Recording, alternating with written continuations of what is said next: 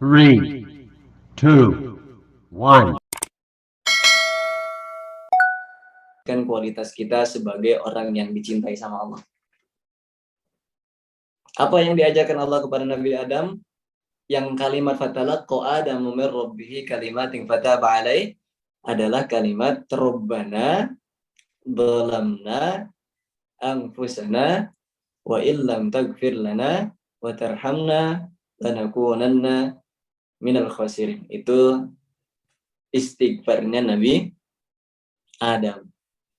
Sama kayak ketika Nabi Yunus. Nabi Yunus juga pernah melakukan kesalahan. Apa kesalahannya? Ragu dengan kehebatan Allah. Dia ngomong kepada kaumnya, nanti bentar lagi bakal ada azab dari Allah. Dikatakan sama kaumnya, kapan wahai Yunus, kapan nih azab? Kalau pengen gue sekarang aja, kata umat-umatnya. Umat-umatnya kan bandel luar biasa. Karena kata Nabi Yunus, bentar lagi bakal datang. Akhirnya Nabi Yunus lari di situ. Lari, naik kapal, karena takut nanti Tuhan nggak menjatuhkan azab. Jadi ragu sama kekuatan Allah Subhanahu wa Ta'ala. Akhirnya apa? Allah hukum tuh Nabi Yunus alaihi salam dengan cara apa? Dipanggilnya ikan paus. Akhirnya selama di dalam ikan perut ada zikir juga yang dibacakan oleh Nabi Yunus. Apa? La ilaha illa anta subhanaka inni kuntu minadz dzalimin. Jadi rumusnya apa? Tetaplah merasa berdosa. Tetaplah merasa bersalah. Karena dari itulah yang akhirnya menjadikan kita itu masuk ke dalam surga. Apa rumusnya? Tetaplah merasa berdosa, tetaplah merasa bersalah. Karena apa? Di banyak Al-Quran Allah itu nggak pernah mengatakan, di banyak perintah tentang ketaatan itu Allah nggak pernah memerintahkan kita untuk segera. Sholat, haji, puasa, zakat, nggak ada yang di kalimat di situ diawali dengan kalimat wasari. Segeralah kalian, segeralah kalian, segeralah kalian, itu nggak ada. Cuma satu yang Allah gunakan dengan kalimat wasari'u ila magfiratin mir rabbikum. Segeralah kalian itu bertobat. Segeralah kalian itu minta ampun sama Allah. Jadi rumusnya apa? Tetap melakukan, bukan tetap melakukan berdosa ya, tetap merasa berdosa, tetap merasa banyak dengan dosa yang kita miliki, kemudian wasari'u ila magfiratin. Karena apa? Karena panah paling besar ya, saya berapa kali menyampaikan ini, panah paling suka yang dicintai oleh para iblis itu adalah panah-panah taswif. Apa itu taswif? Ta'jilut taubat. Makanya kalau kita itu sebagian di antara kita ada yang suka, nantilah bro tobat, mengumpulin dulu ini kemaksiatan, mengumpulin dulu dosa, mengumpulin dulu ini. Ini kan dicintai sama iblis nih yang kayak gini. Adalah orang-orang yang taswif. Taswif itu ta'jilut taubat, memperlambat tobat. Paham ya? Makanya dikatakan itu sebenarnya beda antara kita dengan orang yang soleh itu apa? Kita kan sama-sama bukan orang yang soleh ya, cuma merasa kayak soleh-soleh aja. Sebenarnya sama-sama bisa melakukan kemaksiatan. Sebenarnya sama-sama bisa melakukan tingkatan kemaksiatan itu sama aja.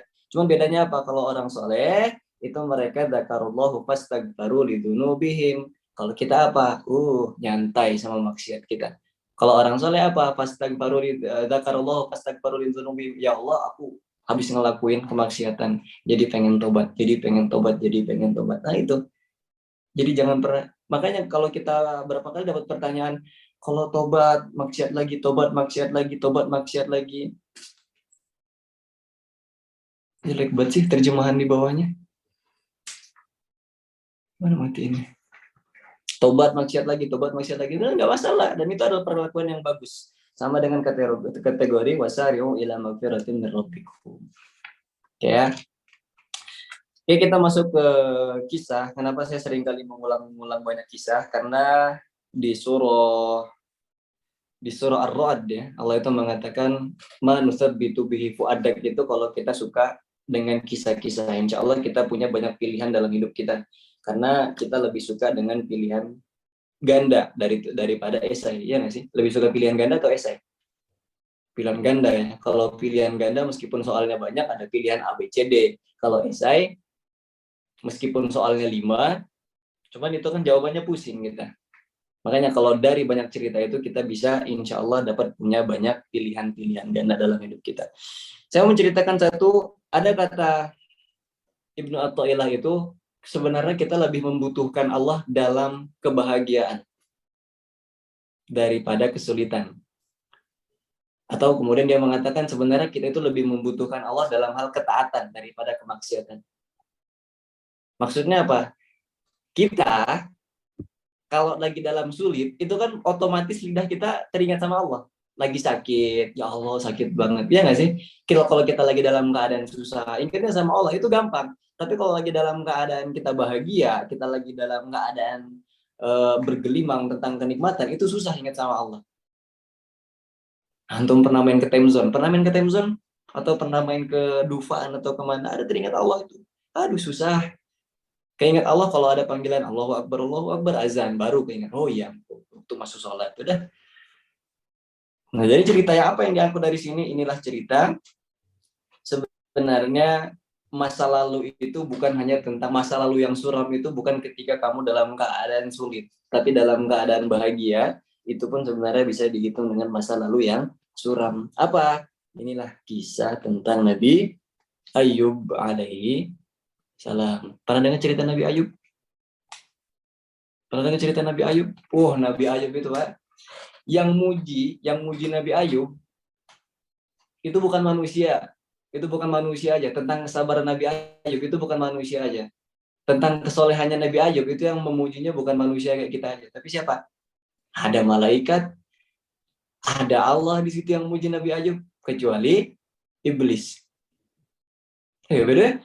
Tahu beda malaikat, malaikat, jin, iblis. Atau nggak usah itu deh. Tahu nggak beda antara jin, malaikat, setan? Jin, iblis, setan. Tahu beda itu? Jin, iblis, setan. Coba kalau tahu nih boleh dikasih tahu di kolom komentar. Ada pulsa 50.000 nih masuk ke HP kalian. Oh, sekarang udah banyak pulsa. Sorry, tadi nggak ada pulsa. Sekarang udah banyak. Nggak tahu. Jin, iblis, setan. Lupa. Nggak ada yang mau kalian pulsa.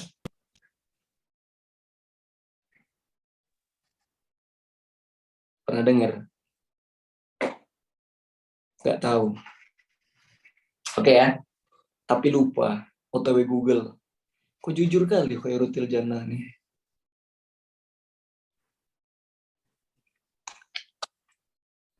Oke. Ya udahlah, gak ada yang mau ya. Kalau setan punya hawa nafsu, jaringan kurang mendukung. Nah, yalah. Jadi jin itu sama kayak ciptaan Allah yang pada awal-awal. Jadi kan ciptaan Allah itu dua awal. Ada malaikat, ada jin. Ini ya simak ya. Ada malaikat, ada jin. Kemudian di situ Allah ciptakan baru di situ ada namanya manusia kayak kita. Kemudian Allah perintahkan di situ untuk apa? Bahwasanya ciptaan aku yang terakhir ini adalah makhluk yang mulia, fi ahsani taqwim. Akhirnya Allah memerintahkan di situ untuk fasajadu. Ingat kan cerita itu? Jadi malaikat sama jin itu diperintahkan sujud. Ya kan kepada kita semua, kepada Nabi Adam alaihissalam. Setelah itu apa? Malaikat sujud. Kemudian ada jin yang nggak mau sujud, ya kan? Ada jin itu ada yang sujud, ada yang enggak. Nah, jin yang nggak mau sujud, yang akhirnya dikeluarkan dari surga, itu namanya iblis. Nyambung? Jadi kan ada kalau kita pernah dengar jin itu ada yang Islam, ada yang baik gitu. Tapi iblis nggak ada kan, iblis yang baik, iblis yang apa sih nama judulnya itu? Judul film yang baru sih horor ini, Pemuja. Pengabdi setan. Pengabdi setan ya. Pengabdi setan. Nah, setan ini apa sekarang? Setan itu adalah sifat daripada iblis. Jadi jangan salah kalau teman kamu. Jadi setan itu bukan makhluk ya. Jadi makanya setan itu kalau ada yang bilang, pocong, genderuwo, kuntilanak, itu kan nggak ada. Soalnya setan itu apa? Setan itu sifat daripada iblis. Apa? Menggoda. Apa ayatnya? Illa iblis karena minal jinni fafasaqo. Jadi jin itu ada yang fasik, yang kemudian jin fasik itu namanya iblis. Kemudian apa? Setan itu fa'azallahu masyaiton. Jadi yang suka menggoda manusia untuk keluar daripada jalannya, itu ada namanya setan. Nah, tahu ya sekarang ya? Jin, iblis, dan setan. Nanti nonton lagi lah di sini siapa yang ketinggalan. Nah, jadi semua itu memuji tentang kesolehan Nabi Ayub alaihissalam. Semua, hatta jin. Sebagian jin itu memuji, kecuali iblis. Apa akhirnya iblis itu datang kepada Allah? Ini bukan cerita ngarang ya, cuma ini diceritakan dalam Al-Qur'an, banyak juga dalam tafsir. Itu dikatakan apa? Datang itu iblis kepada Allah Subhanahu wa taala. Ya Allah, itu Ayub, dia itu bisa taat, bisa soleh, gara-gara punya masa lalu yang bergelimang kaya harta, bergelimang punya banyak kekayaan. Makanya kata Allah apa di situ? Oh, kau nantang di situ. Oh, kau nantang Ayub nih solehnya gimana? Aku bisa narik kekayaan Nabi Ayub, nanti kau lihat kesolehannya. Kata jin, kata iblis apa? Oh ya Allah, pengen aku kayak gitu. Akhirnya apa? Allah tarik di situ kekayaan Nabi Ayub alaihissalam. Jadi semua Nabi Ayub itu punya showroom, punya gembalaan, punya semua dealer motor, jadi selebgram. Semua Nabi Ayub itu punya semuanya.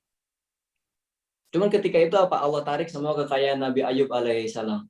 Saat datanglah di situ iblis kepada Nabi Ayub. Ayub bilang gitu sama iblis ya. Ini bukan ini dialog singkatnya kayak gini kurang lebih. Ayub, lihat nih, kalau udah narik semua harta kamu, kau udah punya apa sekarang? Coba kau ikutin aku, kau tinggalin Tuhan kau bakal balik lagi harta. Terus kata Nabi Ayub apa? Sesungguhnya aku ini tidak merasa miskin. Dengan harta aku yang tidak punya, aku tidak menjadi orang yang miskin. Inilah pelajaran yang dikutip dari surah An-Najm. Bawa Al-Quran? Bawa Al-Quran? Ini ya, kita bahkan main blowing lagi di sini. Di surah An-Najm ayat 43, 44, 45, 48. An-Najm itu halaman 528.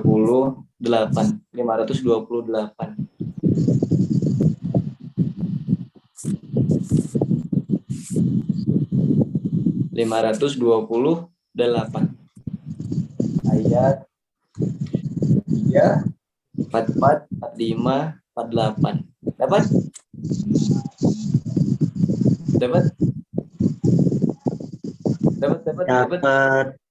Dapat ya? Di ayat 43 Allah mengatakan wa annahu wa adhaka wa abka.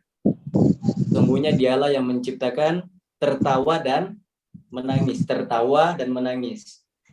ya kan? Di ayat selanjutnya kemudian Allah mengatakan wa annahu wa amata wa ahya, dan sesungguhnya dia yang menciptakan hidup dan mati.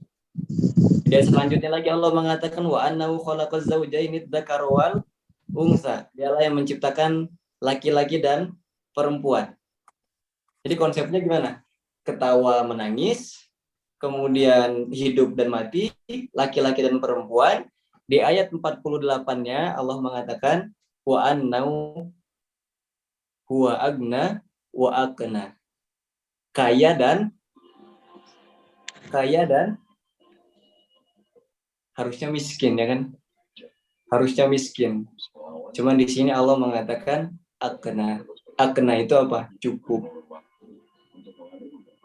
Jadi nggak ada itu miskin, itu nggak ada. Makanya kata Nabi Ayub alaihissalam, saya tidak merasa miskin dengan banyak harta yang diambil. Karena konsep miskin itu apa? Konsep miskin itu ketika kamu nggak pernah merasa cukup. Nyambung ya?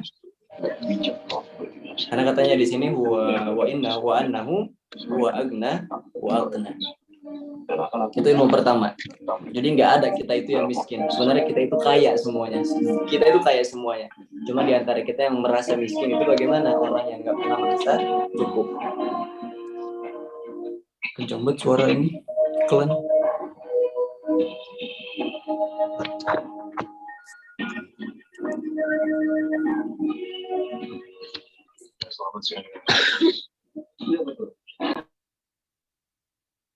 Nah, lanjut lah ya. Tanah suara apa tuh? Nah, selesai di situ. Akhirnya semua harta Nabi Ayub alaihissalam, dealernya, motornya, kendaraannya, untanya, keledainya, kambingnya, semua itu hilang. Semua itu dibinasakan. Datang iblis kepada Nabi Ayub alaihissalam, Ayub, lu udah nggak punya harta, kau udah nggak punya harta apa-apa lagi. Sekarang apa yang mau kau banggakan? Coba ikutin aku sekarang. kau bakal punya harta lagi, kau bakal kaya lagi. Kata Nabi Ayub apa? Dengan harta yang hilang, aku tidak merasa jadi orang yang miskin. Berapa banyak orang yang nggak pernah merasa kaya. Aku pernah kaya sebelumnya. Aku pernah jadi direktur, aku pernah jadi punya perusahaan, aku pernah punya banyak harta. Akhirnya apa? Datang lagi iblis kepada Allah. Ya Allah, ternyata si Ayub itu masih taat.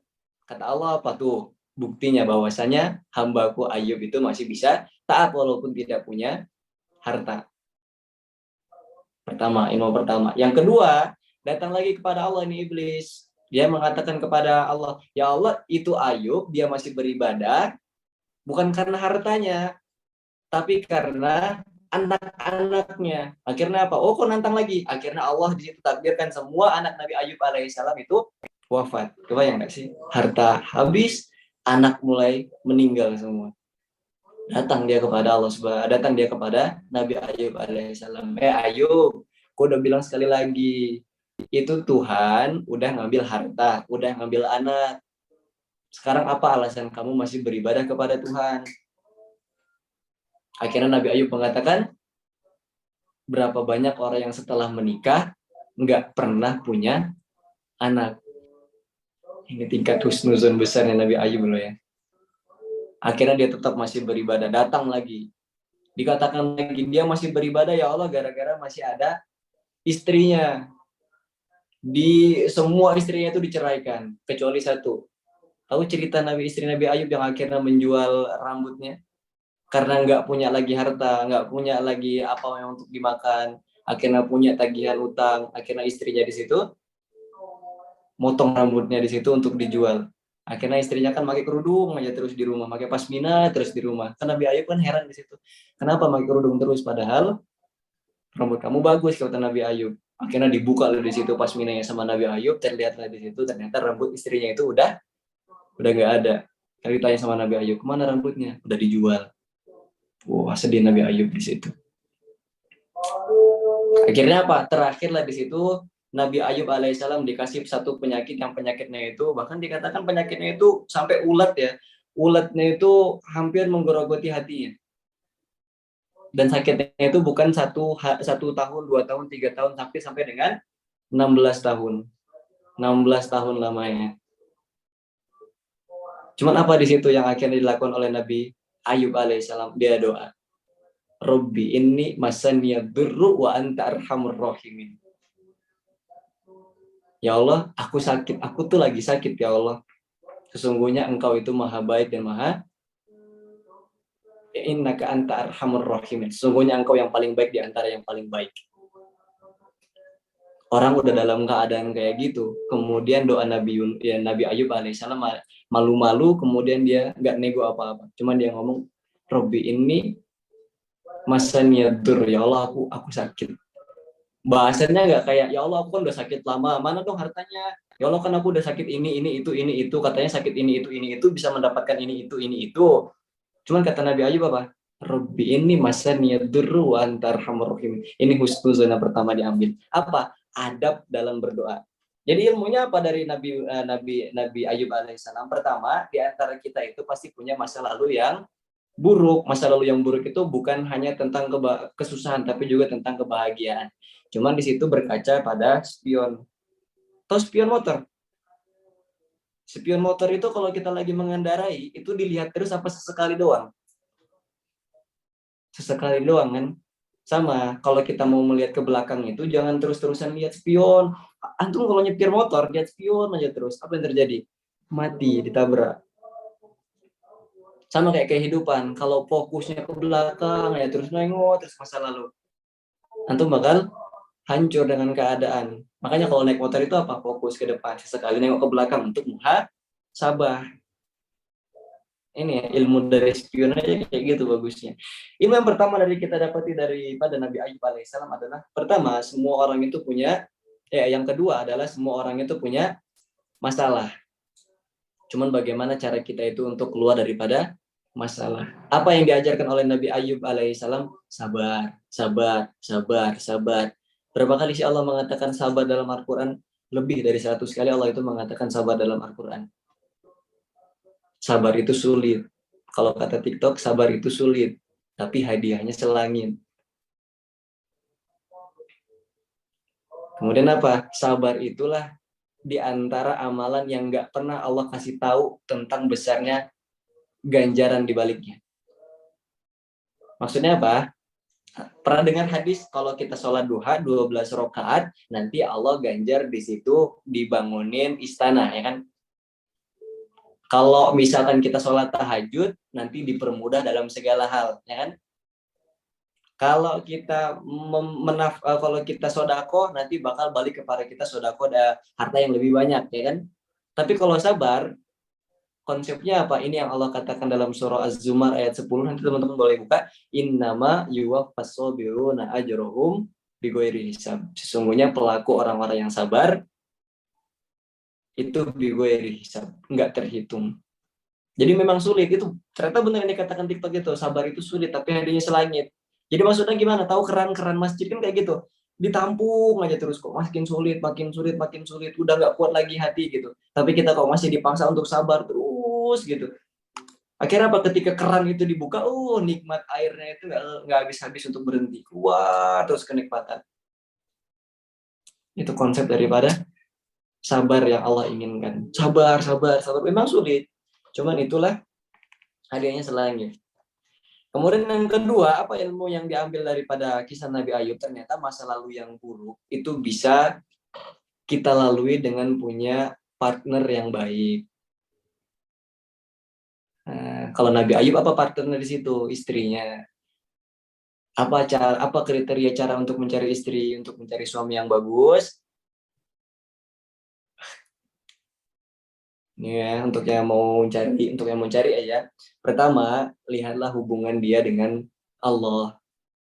Antum kalau mau cari laki-laki, antum kalau pengen cari perempuan, lihatlah hubungan dia dengan Allah. Kalau Tuhannya aja ditinggal, sholatnya jadi tinggal, lantas bagaimana dengan kamu? Ya, kalau sholat dia aja masih ditinggal, ya kamu nggak kemungkinan kecil lu bisa ditinggal, masih bisa kemungkinan besarnya ditinggal. Sebab Tuhan aja ditinggal. Yang kedua, pertama itu lihatlah hubungan dia dengan Allah. Yang kedua, hubungan dia dengan ibunya. Kalau lah udah sama ibunya aja kasar, apalagi sama kamu ya, yang perempuan-perempuan dia tuh. Cari laki-laki itu yang hubungan sama ibunya itu baik. Kalau sama ibunya aja udah dicaci maki, ibunya aja udah ditampar, nauzubillah, lantas bagaimana dengan kamu nantinya? Yang kedua, yang ketiga, lihatlah hubungan dia dengan pergaulan teman-temannya. Kalau dalam pergaulan circle-nya itu bagus, dan itu bisa menunjang dia untuk bisa mendapatkan jannahnya Allah, maka kamu juga insya Allah dapat dipertemukan dengan rombongan-rombongan yang bagus juga. Akhlaknya terbentuk daripada teman-teman yang bagus. Yang terakhir apa? Hubungan dia dengan anak kecil. Kalau sama anak kecil itu penyayang, lantas bagaimana dengan calon anak nanti? Keren banget gak sih? Perasaan Gen Z, ya. Cari suami ya guys, bukan pacar, catat. Oke. Itu konsepnya. Jadi apa ilmu yang dia dapati? Punya partner. Kalau belum siap Ustaz. Nah, ini kan grup hijrah nih. Ini kan grup Laskar An-Nur, Laskar An-Nur. Jadi kayak patriot patriot cahaya. Di sini udah bagus nih. Jadi punya partner. Kemudian yang selanjutnya apa yang kita dapati? Berdoa. Apa doanya? Banyak lah. Kalau kita lagi dalam keadaan susah itu, disitulah saya pernah baca di kitab Al-Hikam itu dikatakan Allah itu ketika mendengar doa dari orang yang beriman, itu Allah biarin karena Allah cinta dengan lirihan suara orang yang mengeluh kesah kepada Allah Subhanahu wa taala. Jadi sampai dikatakan itu kalau kamu nangis dalam keadaan berdoa kepada Allah, lantas Allah juga bakal mengabulkan permintaan kamu dalam keadaan kamu bisa menangis. Cuman apa di antara kita lupa berdoa itu menggunakan adab. Pengennya apa ya Allah, pengenlah nanti siang saya makan ini, pengenlah nanti siang setahun lagi atau udah 2 hari lagi saya punya mobil Alphard. Doa itu punya adab, Pak. Doa itu punya adab. Luar biasanya kita nggak punya adab, makanya kalah sama iblis. Iblis itu beradab. Iblis itu beradab. Pernah kebayang nggak orang mau bunuh, orang lagi perang, terus dia bilang, boleh nggak saya minjem pedang kamu? Buat apa? Buat membunuh kamu. Pernah nggak? Kebayang nggak kayak gitu? Itu iblis. Boleh deh dibuka surah Shad, ayat ayat 82. Ayat 82, ayat 83. Ini bukti kalau kita itu perlu adab, bahkan berdoa. Surah Shad ayat 82, 83. Itu halaman 458.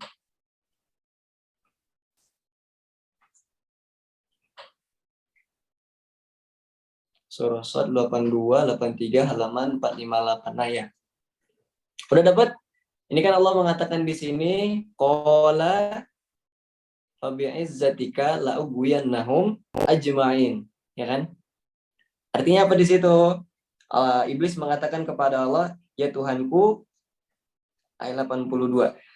Iblis menjawab, demi kemuliaanmu, pasti aku akan menyesatkan mereka semuanya. Jadi kan ini cerita tentang iblis itu dikeluarkan dari surga, kemudian dia nego sama Allah, ngirim proposal kepada Allah. Apa dikatakan di situ? La'ughwiyannahum ajma'in.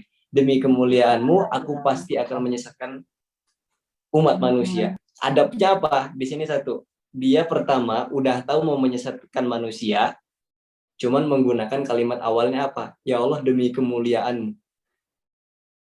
Demi kemuliaanmu ya Allah, aku pengen menyesatkan manusia. Adab pertama. Adab kedua, di sini dikatakan qala fabi izzatika. Fabi izzatika.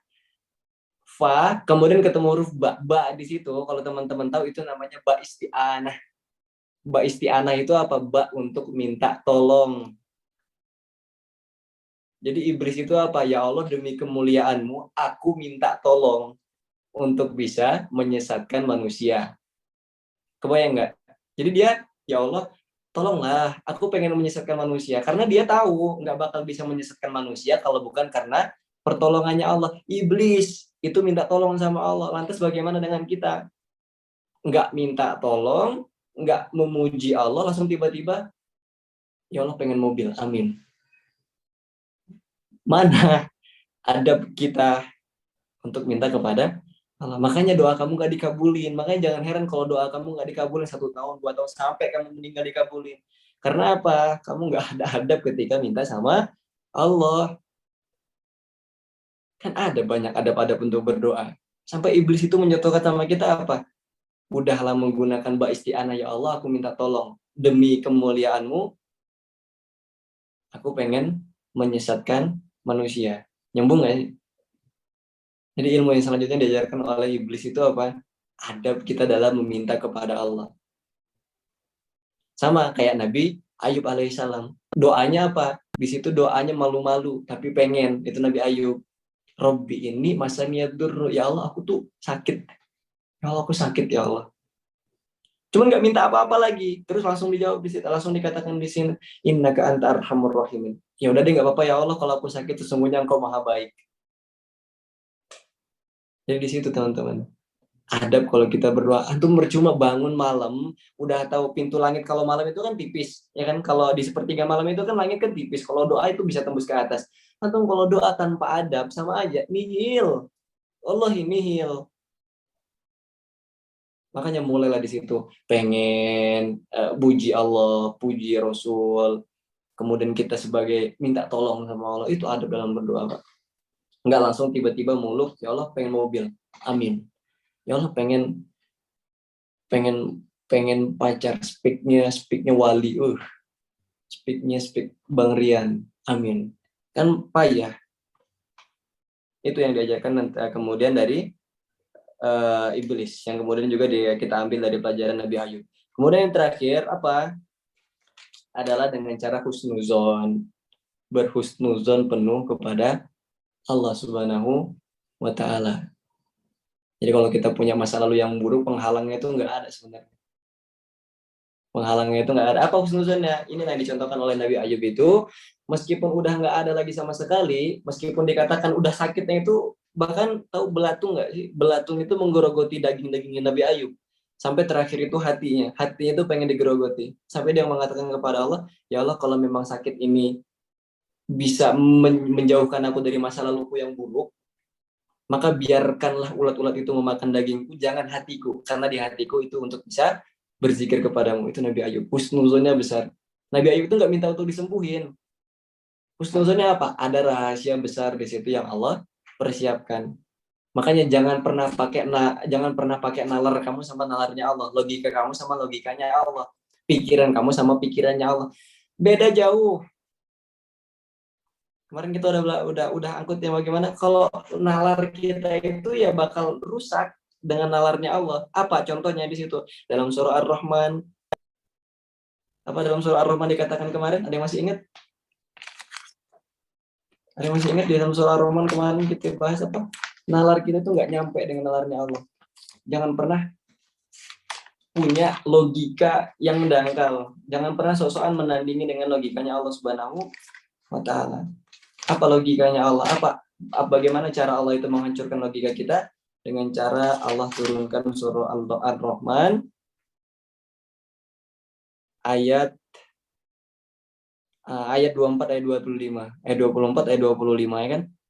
Ayat 24 25. Ayat 24 Allah mengatakan walahul jawaril mungsya'atu fil bahri kal a'lam, dan miliknya lah kapal-kapal yang berlayar terapung di atas laut seperti gunung-gunung yang tinggi. Di ayat selanjutnya Allah mengatakan, salah ya. Ayat 22 sama ayat 24. Malish. Ayat 22 sama ayat 24. Yakhruju min humal lu'lu wal marjan. Lu'lu wal marjan. Kalau kita pikir mutiara, tahu mutiara? Pernah pakai mutiara? Liontin, tahu liontin? Mutiara itu letaknya di mana? Di dasar lautan. Padahal beratnya nggak lebih daripada 1 kilogram, nggak lebih dari 5 gram. Cuman letaknya di dasar lautan. Cuman di sini dikatakan walahul jawaril munsya'atu fil bahri kala alam, itu layar, itu kapal bisa terapung di atas air laut. Itu padahal beratnya bertonton, tapi bisa mengapung di atas air laut. Ini kan nalar logika kita, nyambung nggak? Mutiara yang beratnya itu nggak nyampe 1 gram, itu letaknya di dasar laut. Padahal kapal yang beratnya itu bertonton, itu letaknya di atas air laut. Kalau lagi kita bakal mikir nih, oh jelas yang bertonton bakal tenggelam dalam air laut dong. Jelas-jelas itu mutiara bakal ngambang. Cuman enggak. Inilah nalar logikanya Allah. Makanya jangan pernah sok-sokan mengalahkan logikanya Allah, nalarnya Allah, atau bahkan sok-sokan mempengaruhi pikiran Allah. Jangan pernah. Husnuzon kita kepada Allah itulah yang paling kita butuhkan. Husnuzon. Rumus fisika maju paling depan, mantap. Ini apa tuh ilmu yang kita dapatin dari sini? Setiap kita punya masalah, kemudian dari masalah itulah kita mestinya menjadi orang yang lebih baik dengan cara gampang bertobat. Karena at-taibu minadz dzambi kama dzambana. Orang yang meskipun bergelimang maksiat sebelum kecuali dia menyekutukan Allah, at-taibu minadz dzambi kama dzambana itu, sebanyak apapun dosa kamu datang kepada Allah, kemudian kamu minta tobat sama Allah, Allah bakal ngapus dosa kamu. Sama sekali nggak ada. Seakan-akan kamu itu nggak punya dosa lagi. Itu yang pertama. Yang kedua tadi, sabar dengan banyak kejadian. Kemudian kita diajarkan dengan pun juga punya partner. Kemudian juga kita diajarkan berdoa kepada Allah, minta tolong sama Allah. Kemudian yang terakhir husnuzon kepada Allah Subhanahu wa ta'ala. Karena Allah tidak pernah bermain-main dalam menciptakan takdir. Allah nggak pernah bercanda dalam menciptakan takdir. Takdir yang Allah gariskan untuk kita itu adalah takdir yang terbaik yang Allah pilihkan untuk kita. Ingat sekali lagi, jangan pernah sosokan mengalahkan logikanya Allah. Logikanya Allah apa? Logika kita apa? Oh, saya kan miskin, nggak bakal bisa kuliah lebih tinggi. Oh, saya kan bodoh, nggak bakal bisa menjadi orang yang bakal sukses. Jangan pernah mempengaruhi logikanya Allah. Tapi mungkin itu yang bisa saya sampaikan. Alis mungkin karena Saya bakal keluar lagi malam ini. Wabillahi taufiq wal hidayah, kita tutup dengan doa kafaratul majelis. Subhanakallahumma wa bihamdika asyhadu an la ilaha illa anta astaghfiruka wa atubu ilaik. Ila liqa, syukran. Assalamualaikum warahmatullahi wabarakatuh.